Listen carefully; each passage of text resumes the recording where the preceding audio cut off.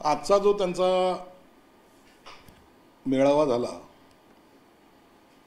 चांगला झाला. महाराष्ट्राने पाहिलं, दोघ भाऊ एकत्रित आलेत, परंतु सर्वांची नजर राजसाहेब काय बोलता याच्यावर होती. राजसाहेब नेमकं त्यांच्या भाषणाचा रूप कुणाकडे आहे, ते आपले मांडणी कशी करतायत याच्याकडे संपूर्ण महाराष्ट्राचं लक्ष लागलं होतं. आणि तुम्ही पाहिलं असेल, राजसाहेबांनी अत्यंत संयमी, आम्ही जरी विरोधात असलो तरी आम्ही त्यांची तारीफ यासाठी करतो की त्यांनी अत्यंत संयमी आणि मुद्देसूद ज्याला म्हणतात ते भाषण त्यांनी केलं. मराठी का हवी, हिंदी का नको, घडलेल्या घटनेवर आधारित त्यांचं ते भाषण होतं. आणि मला वाटतं लोकांना सुद्धा त्यांचं ते भाषण आवडलं असावं. काही लोक याचा राजकीय अंदाज लावायच्या भानगडीत पडले होते की आता राज आणि उद्धव साहेब एकत्रित आलेत, मग आता काय होणार, मग पुढची युती कशी होणार, मग आणखीन काय होणार. काहीही नाही.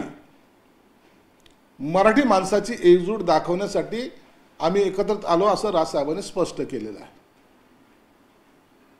त्या मेळाव्यामध्ये सुप्रियाताई होत्या, जितेंद्र आव्हाड होते, काही कॉम्रेड होते. त्यांनी सुद्धा मला वाटतं हीच आट टाकली असेल की तुम्ही कोणत्याही राजकीय पक्षाची युतीबद्दलचं ह्यामध्ये काही बोलायचं नाही. परंतु तरी एकीकडे उभाठ्याचं भाषण पाहिलं तर तेच होतं, पुन्हा तेच टोमणे मारणं होतं, तेच ते विषय होतात. म्हणावं तसं ते प्रभावीपणे लोकांच्या मनावर बिंबवले गेलं नाही. एक सामान्य नागरिक म्हणून जरी मला विचारलं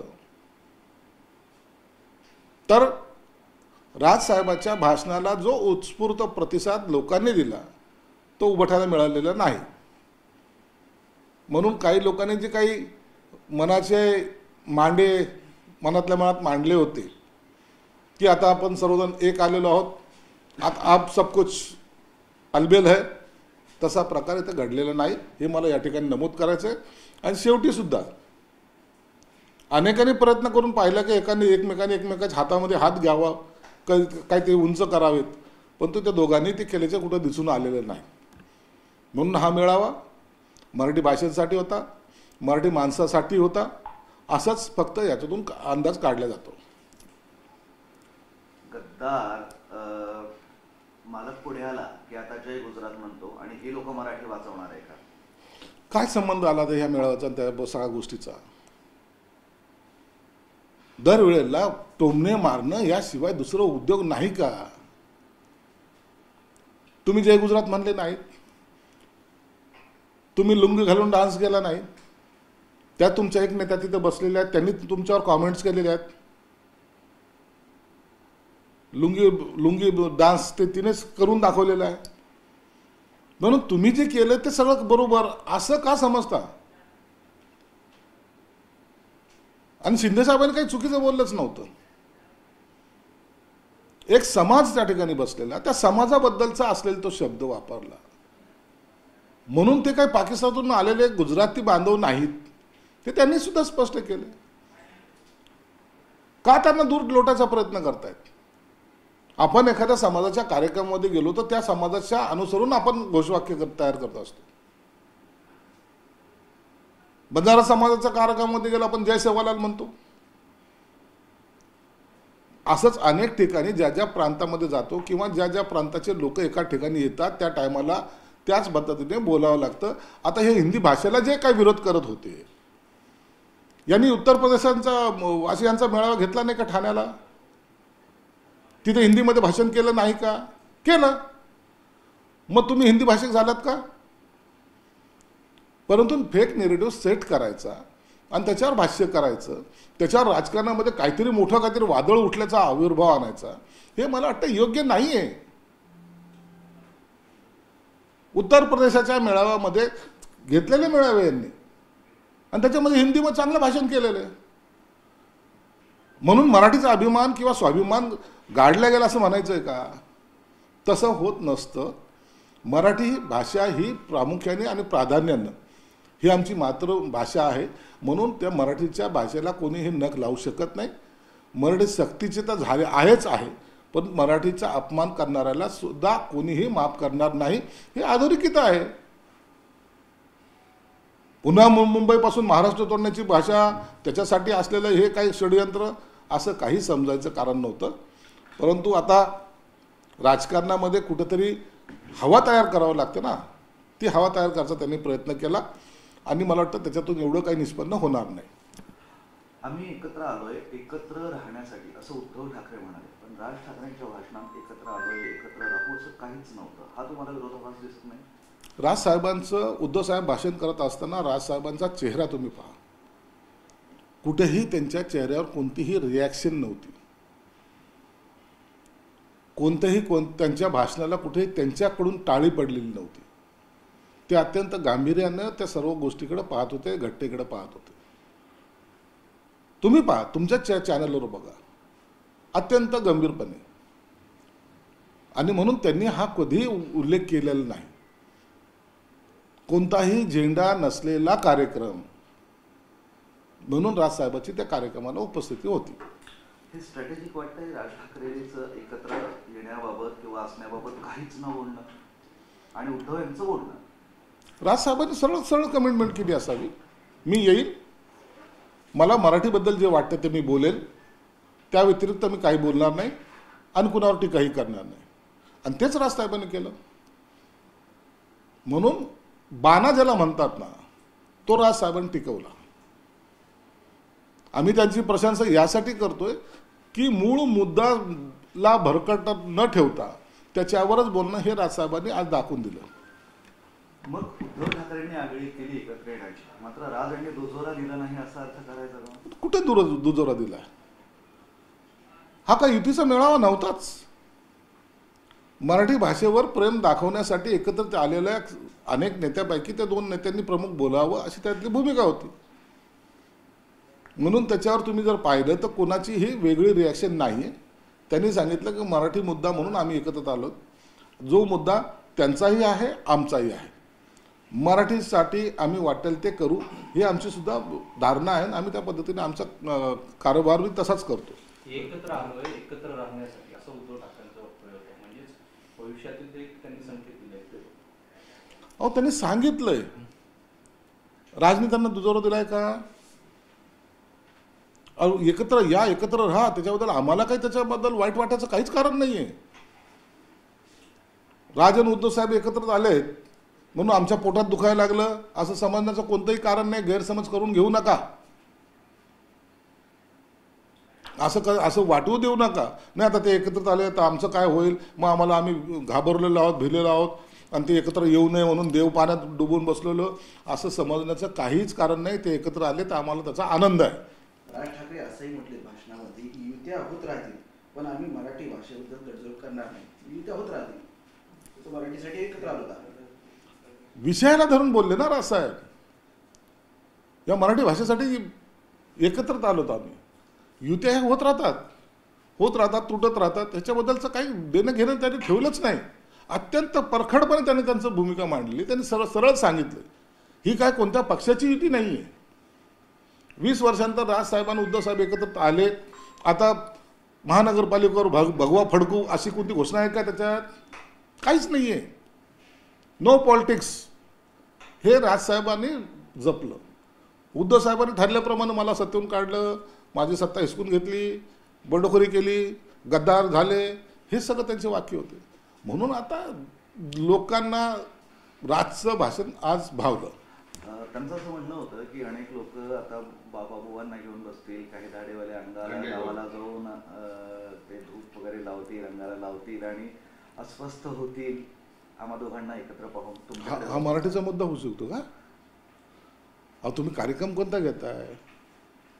हे बाबा बुवा बाजी सगळं करणं हे तुम्हाला चांगल्या प्रकारे माहिती आहे. हे कोण करतं हे सगळ्या महाराष्ट्राला माहिती आहे. किती बाबा असतात हे सगळ्यांना माहिती आहे. तुम्ही सांगितलं नाही तरी लोक आंधळे नाही, ते लोक पाहताय ते.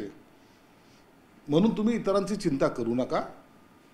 एक लक्षात ठेवा, मी पुन्हा पुन्हा सांगतो, राजसाहेबांनी चालवलेला 20 वर्षाचा एक खांबी तंबू हा मोठ्या कष्टाने चालवला होता. त्याच्यातले लोक हे इतर पक्षात जाणाऱ्याची संख्या कमी आहे, तेवढ्याच कितीतरी पटीनं उभाटातले लोक इतर पक्षात जाताना आपल्याला पाहायला मिळतात. म्हणून पडझड राजसाहेबाच्या पक्षाची नव्हती झाली, पडझड ही उभाटा गटाची झाली. त्यामुळं त्यांना ह्याची आवश्यकता होती आणि मग आज त्यांना समाधान लाभलं असेल की आपल्याबरोबर कोणतरी आहे. एक महत्त्वाचा प्रश्न, ह्या सगळ्यानंतर तुम्हाला असं वाटतं का की ते खरंच येतील भविष्यात एकत्र निवडणुकीच्या दृष्टीने? तुमचं मत? हे बघा, असं नसतं. युती इतके सहजासहजी होणार नाही. तुम्ही यात पाहिलं, काँग्रेस आलेली नाही, राष्ट्रवादीचे 2 जण आलेले आहेत, त्यांना कितपत अधिकार आहे माहीत नाही. आणि मग राजबरोबर जायचे की नाही हा मोठा निर्णय पक्षाचे वरिष्ठ नेते घेत असतात. म्हणून त्याच्याबद्दल आज युती होईल का नाही, परंतु जर उद्धव साहेबांची आणि राजसाहेबांची जर युती झाली तर मला वाटतं आघाडी, महाविकास आघाडी हे अस्तित्वात राहणार नाही. राज ठाकरे यांनी शेवटचं त्यांचं भाषण संपताना असे म्हटले की बाळासाहेब ठाकरे यांचं स्वप्न साकार व्हावं. निश्चित साकार व्हावं. बाळासाहेबांचं स्वप्न साकार करण्यासाठीच आम्ही लढतोय. आम्हालाही त्यांची जी काही भूमिका होती त्याच भूमिकेतून आमचंही काम चालू राहणार आहे. आणि म्हणून आम्ही कधीही आमच्याकडून चूक होता कामा नये याची काळजी घेत असतो. कोणी आम्हाला मार्गदर्शन केलं तर आम्ही त्याचा स्वीकारसुद्धा करत असतो. जे बाळासाहेबांना जमलं नाही ते फडणवीसांनी करून दाखवलं, ते म्हणजे आम्हा दोघांना एकत्र आणून दाखवलं. आणि हेच वाक्य उद्धव ठाकरे बोलताना म्हणाले की अनाजी पंतांनी आम्हाला एकत्र आणलं. आमच्यातील अंतरपाठ दूर केला. राजसाहेबांनी ज्या भाषेत बोललं त्या भाषेला एक अर्थ होता. वाईटातून सुद्धा चांगलं घडतं किंवा देवेंद्र फडणवीसच्या हातून आम्हाला एकत्रित आणण्याचा प्रयत्न म्हणजे प्रयत्न झाला, आम्ही एकत्रित आलो.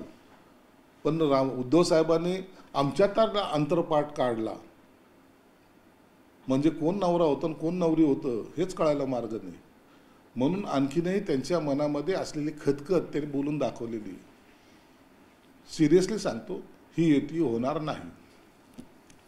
ही युती का होणार नाही असं तुम्हाला वाटतं? आजचं चित्र दाखवलं, हात उंचावले, एकमेकांची गळावेळ घेतली, तरी युती का होणार नाही असं तुम्हाला काय वाटतं?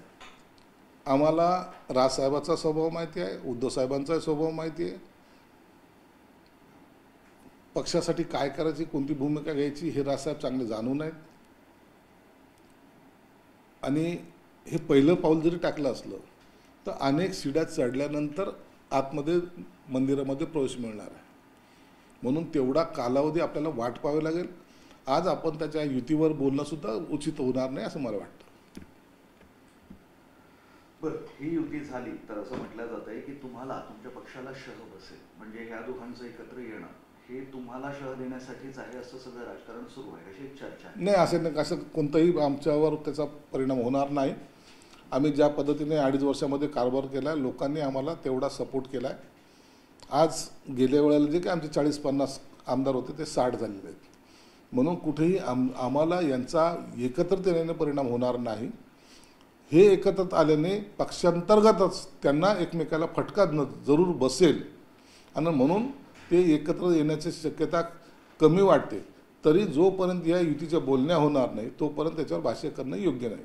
पण एकत्र येण्याने त्यांच्या तुमचा एक चांगला मित्र दूर जाईल. राज ठाकरे हे तुमच्या पक्षाचे चांगले मित्र आहे, तुमची जवळीक आहे, तुम्ही स्वतः त्यांच्या घरी जाता, तुमचे नेते जातात. राजसाहेब सगळ्यांचे मित्र आहेत. उद्या त्यांची युती जरी झाली ना तर राजसाहेब संकुचित नाही आहेत. ते उद्या जरी मी म्हणलं राजसाहेब मला भेटायला यायचे तर राजसाहेब नाही म्हणणार नाहीत. राजकारण वेगळं असतं, मैत्री वेगळी असते आणि ते राजसाहेबांनी जपलं आहे. म्हणून त्यांच्याकडे प्रत्येक पक्षाचे नेते जातात, ते सुद्धा प्रत्येक पक्षाच्या नेत्यांकडे जातात. म्हणून ही जी वैचारिक एकमेकाची भेट आहे ना ती राजसाहेबांनी कधीही टाळलेली नाही. संजय राऊत असं म्हणते ते मराठीसाठी गुंडगिरी केली आणि आज करणार. गुंडगिरी कशाला म्हणतात हे संजय राऊतला पहिलं समजलं पाहिजे. दलाली करणं इतकं सारखं सोपं नाही आहे. गुंडगिरी करणं, बोलून दलाली करता येते, गुंडगिरी करायला मनगटात ताकद असावी लागते. चल, ओके. हिंदी कशाला मराठीवर निषेध निषेध निषेध. करून घ्यायचं. हिंदीमध्ये बाईट घेतो म्हणजे निषेध. झालं का मित्रांनो? नाही पण हिंदी भाषेला तिरस्कार नाही केला राज ठाकरे. नाही केलं. सगळ्या भाषा चालतात. छोटासा वंटवण करतोय. हिंदीत बोलायचंय. हो द्या. मला काही हिंदीचा निषेध नाही. सर आज राज उद्धव फिर से एक बार आए और एक सभा में उन्होंने एक दूसरे के गले मिले. क्या कहेंगे पहली रिएक्शन?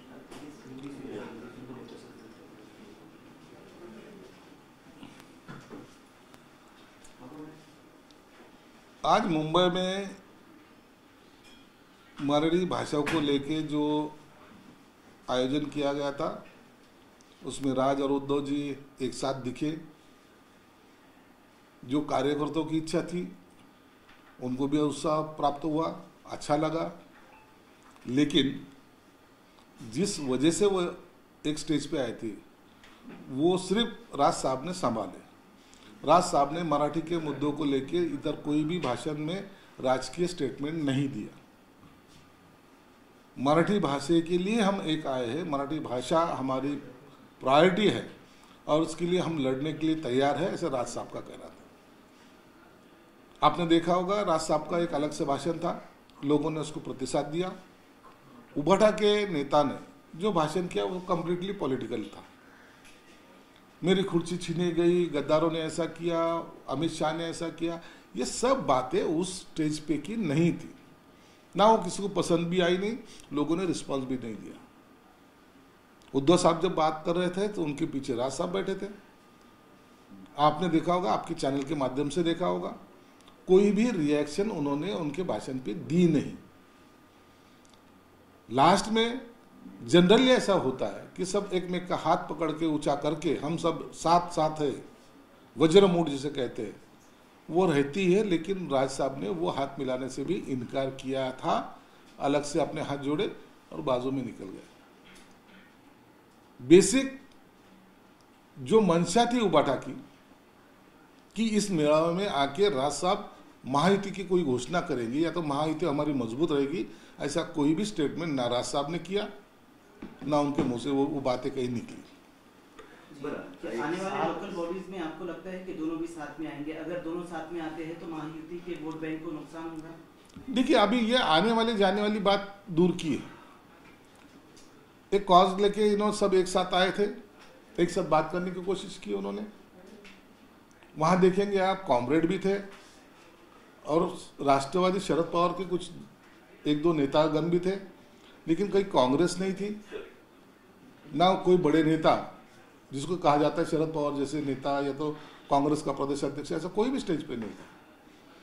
इसके मायने ये है कि तुम एक इशू को लेके वो सभा ले रहे हो, उसको संबोधित कर रहे हो, उतना ही काम आप करो. हम युति के बारे में आपसे बात करना नहीं चाहते, ये उनकी शायद धारणा होगी. उद्धव ठाकरे बोले कि साथ आए हैं साथ आने के लिए, मतलब उन्होंने एक संदेश दिया है साथ में आने के लिए.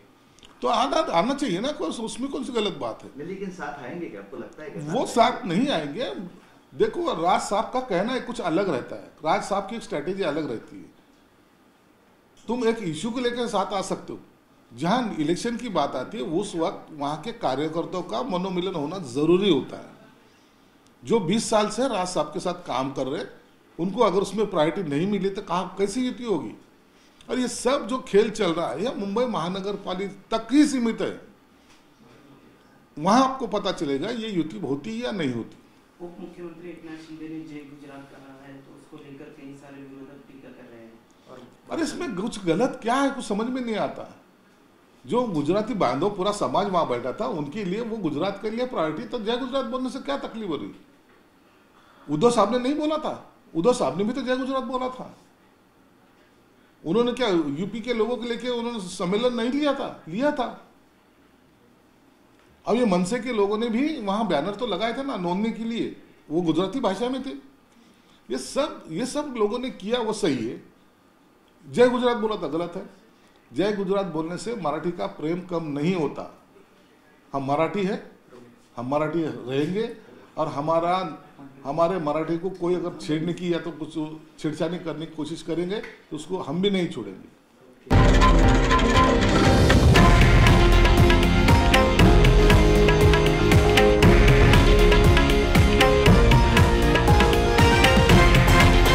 हे आहे देशातील नंबर 1 न्यूज नेटवर्क आणि आपण पाहत आहात TV9 मराठी, एकमेव।